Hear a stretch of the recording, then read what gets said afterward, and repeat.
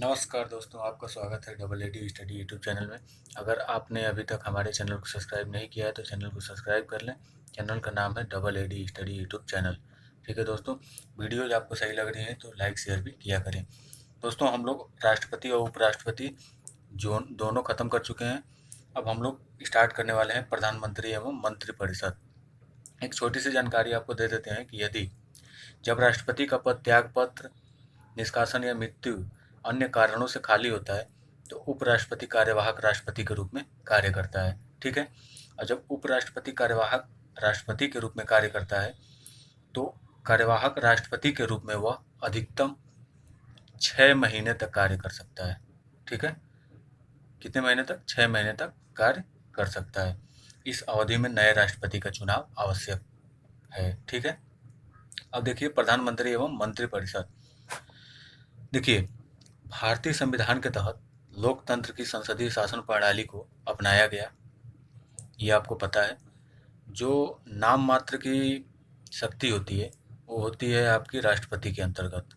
तो राष्ट्रपति के अंतर्गत नाम मात्र का कार्यपालिका का प्रधान होता है यह राष्ट्रपति, और जो वास्तविक शक्ति निहित होती है ये होती है आपकी प्रधानमंत्री के अंतर्गत। इसे आप ध्यान रखेंगे। देखिए, अनुच्छेद 74 आपके लिए बहुत ही महत्वपूर्ण है, इसे आप जानें। राष्ट्रपति को सहायता और सलाह के लिए मंत्रिपरिषद होगी। ठीक है। राष्ट्रपति की सहायता करने के लिए और उसे सलाह देने के लिए प्रधानमंत्री और मंत्रिपरिषद होगी। और प्रधान इसका जो होगा प्रधानमंत्री होगा। कौन होगा? प्रधानमंत्री होगा इसका प्रधान। ठीक है। तो अनुच्छेद 74 के अंतर्गत कहा गया है कि राष्ट्रपति को सहायता और सलाह के लिए एक मंत्रिपरिषद होगी जिसका प्रधान प्रधानमंत्री होगा। राष्ट्रपति अपने कृत्यों का प्रयोग करने में ऐसी सलाह के अनुसार कार्य करेगा। ठीक है। अब देखिए, राष्ट्रपति लोकसभा में बहुमत प्राप्त दल के नेता को प्रधानमंत्री नियुक्त करता है। ये नियुक्त ध्यान रखेंगे आप। प्रधानमंत्री को नियुक्त किया जाता है किसके द्वारा? राष्ट्रपति के द्वारा। तो राष्ट्रपति लोकसभा में बहुमत प्राप्त दल नेता को प्रधानमंत्री नियुक्त करता है। अनुच्छेद 75 फर्स्ट भी आपके लिए इम्पोर्टेंट हो जाता है, इसे भी जानने का प्रयास करें। प्रधानमंत्री की नियुक्ति राष्ट्रपति के द्वारा की जाती है। ठीक है। प्रधानमंत्री की नियुक्ति राष्ट्रपति के द्वारा की जाती है। ठीक है। प्रधानमंत्री की सलाह पर वह अन्य मंत्रियों की नियुक्ति करता है। प्रधानमंत्री की जो नियुक्ति है ये राष्ट्रपति के द्वारा की जाती है, अनुच्छेद 75 फर्स्ट में कहा गया है। और वहीं कहा गया है कि प्रधानमंत्री की ही सलाह पर वह अन्य मंत्रियों की नियुक्ति करता है। राष्ट्रपति द्वारा सभी को पद एवं गोपनीयता की शपथ दिलाई जाती है। इस बात को आप ध्यान रखेंगे। ठीक है। कि राष्ट्रपति के द्वारा सभी को मतलब कौन कौन? तो सभी को मतलब आप याद रखेंगे कि कौन? प्रधानमंत्री और मंत्रिपरिषद को। प्रधानमंत्री और मंत्रिपरिषद को पद एवं गोपनीयता की शपथ दिलाई जाती है। अनुच्छेद 75 का जो थर्ड है इसके अंतर्गत कहा गया है कि मंत्रिपरिषद सामूहिक रूप से लोकसभा के प्रति उत्तरदायी होती है। तो जो मंत्रिपरिषद होती है यह किसके प्रति उत्तरदायी होती है? तो लोकसभा के प्रति उत्तरदायी होती है। अनुच्छेद 75 थर्ड के अंतर्गत कहा गया है। इस बात को आप ध्यान रखेंगे।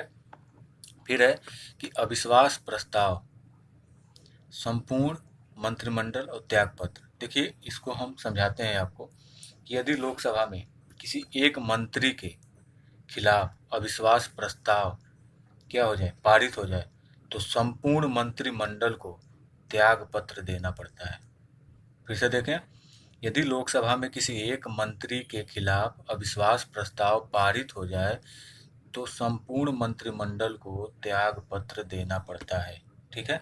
इस बात को आप ध्यान रखेंगे। देखिए, नोट के अंतर्गत एक बात आपको हम बता देते हैं कि 51वें संविधान संशोधन अधिनियम 2003 के द्वारा यह प्रावधान किया गया क्या कि मंत्रिपरिषद में मंत्रियों की कुल संख्या, ठीक है, जितनी भी हो, तो मंत्रियों की कुल संख्या प्रधानमंत्री को शामिल करके, ठीक है, प्राइम मिनिस्टर को शामिल करके मंत्रियों की कुल संख्या लोकसभा के कुल सदस्यों की कितनी? 15% से अधिक नहीं हो सकती। एक बार और ध्यान रखेंगे। कि मंत्रियों की जो कुल संख्या है प्रधानमंत्री को शामिल करते हुए लोकसभा के कुल सदस्यों की संख्या के 15% से अधिक नहीं हो सकती। ठीक है, इस बात को आप ध्यान रखेंगे। 51वां संविधान संशोधन 2003। ठीक है, अब है अनुच्छेद 78। अनुच्छेद 78 के अंतर्गत कहा गया है कि प्राइम मिनिस्टर यानी प्रधानमंत्री सरकार के निर्णयों की जानकारी राष्ट्रपति को देते हैं। ठीक है, तो आपसे प्रश्न बन सकता है कि प्रधानमंत्री सरकार के निर्णयों की जानकारी राष्ट्रपति को देते हैं, यह किस आर्टिकल के अंतर्गत कहा गया है? तो आर्टिकल 78 के अंतर्गत कहा गया है। ठीक है, तो 74 में क्या था कि राष्ट्रपति को सहायता और सलाह के लिए एक मंत्रिपरिषद होगी जिसका प्रधान प्रधानमंत्री होगा। ठीक है, इस बात को आप ध्यान रखेंगे। 78 के अंतर्गत कहा गया है कि प्रधानमंत्री सरकार के निर्णयों की जानकारी राष्ट्रपति को देता है। ठीक है, ठीक है, आगे देखते हैं। अब यहाँ से आपके लिए बहुत ही इंपॉर्टेंट प्रश्न बन सकता है। देखिए, नीति आयोग आप लोग जानते ही हैं कि योजना आयोग के स्थान पे नीति आयोग आया। योजना आयोग रसिया से लिया गया था। 5 साल का कार्यकाली सदस्य होता है वो। ठीक है, 5 साल के लिए लगाया जाता है। देखिए, नीति आयोग, राष्ट्रीय विकास परिषद, राष्ट्रीय एकता परिषद और अंतर्राज्यीय परिषद, ये जो चारों हैं आपके परिषद और आयोग, इन सभी के जो अध्यक्ष होते हैं वो होते हैं आपके प्रधानमंत्री। तो प्रधानमंत्री इन सभी के क्या होते हैं?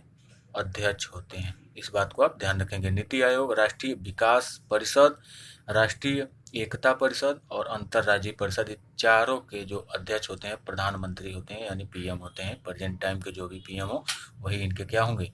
अध्यक्ष होंगे। इस बात को आप ध्यान रखेंगे। बहुत बहुत धन्यवाद दोस्तों। आप अगर अभी तक हमारे चैनल को सब्सक्राइब नहीं किए हैं तो चैनल को सब्सक्राइब कर लें। चैनल का नाम है double AD study YouTube channel. और वीडियोज़ को लाइक शेयर करना ना भूलें। चैनल को ज़रूर सब्सक्राइब करें ताकि हमारी जो भी वीडियोज अपलोड होती हैं वो आपको सबसे पहले मिले। ठीक है, तो बहुत बहुत धन्यवाद दोस्तों। जय हिंद।